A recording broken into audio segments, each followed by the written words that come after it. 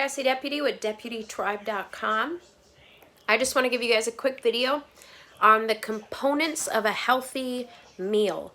Now, when you home educate, you have a unique opportunity to be able to feed your children food that will be extremely nutritious for them. Now, if they were doing school lunches at a school, you would have no control over this, and they would typically be eating very high processed foods, high in sugar, very low in nutrients. So I want to give you guys a glimpse of what the components of a breakfast, lunch, or dinner should include so that your children are getting extremely highly nutritious foods. So let's take a look here. A lot of this is leftovers from our meal last night, but they all contain the same basic components. So here we have some cauliflower rice for those of us who are grain-free. I have kids with a lot of food allergies and food issues. So including some vegetables that are cooked typically in healthy fats such as, can you guys please go in your room? I'll call you out when lunch is ready. No, go in your room. That are cooked in bone broth, whether it's chicken, pork, beef, fish, turkey, any sort of bone broth, and healthy fats like coconut oil, tallow, lard, things like that. So I have some cooked veggies here. This is organic grass-fed beef. We buy a cow every year. Please go in your room and I'll call you when lunch is ready. And we have them grind up the organ meats into our ground beef. So we're constantly getting organ meats. I have a potato, and I usually top this with some tallow or lard or coconut oil with salt. We try to do fermented foods every meal. So here we have some cultured non-dairy sour cream, as well as some fermented sauerkraut.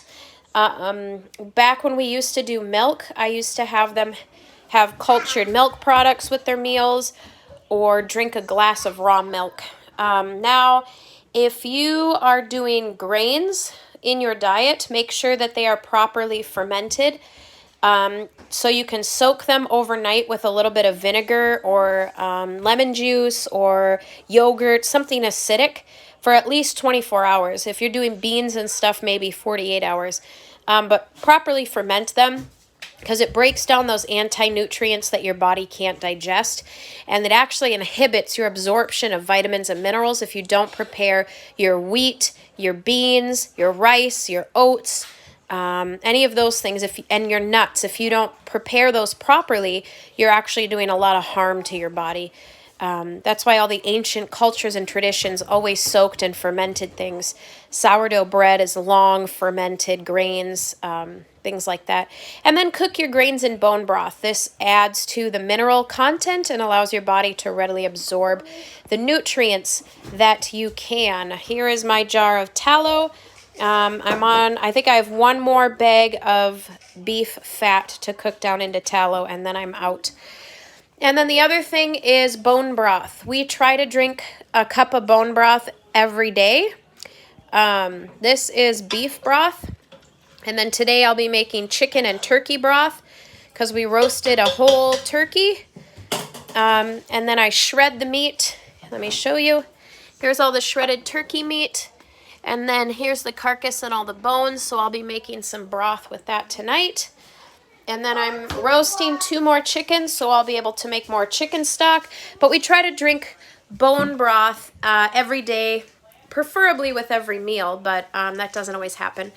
At least once a day. And then when we were doing raw milk, I would give them the raw milk with lunch and bone broth with dinner, so that they're getting that fat-soluble vitamins, calcium, all those types of minerals and stuff. So you can try different ferments. You could ferment cauliflower with carrots and hot peppers. That's one that we really love. You can ferment pickles, and you can add pickles to your lunches or dinners. You can do any other sort of fermented beverages like kombucha, water kefir. You could even do the pickle juice from your ferments, the kraut juice from your ferments. Play around with cultured creams. If you guys can do raw dairy, make your own sour cream. Let's see. Yeah, so just have fun with it. And then make sure your meals are high nutrition, because your kids will function better. They're in their crucial developmental years, so the more nutrients that you can pack into your lunches, the better. So this is also one of the benefits of home educating, is you get to control their lunches every single day. High fat, high vitamins, high minerals, calorie dense with pure nutrients. There's no empty calories here. So yeah. So I hope that encourages you guys to experiment with your school lunches. Leftovers are fantastic. That's what we do every day pretty much. Don't buy lunch meat, processed lunch meat. Just roast some chickens, shred them, and then make some stock for your lunches. So that's it. God bless.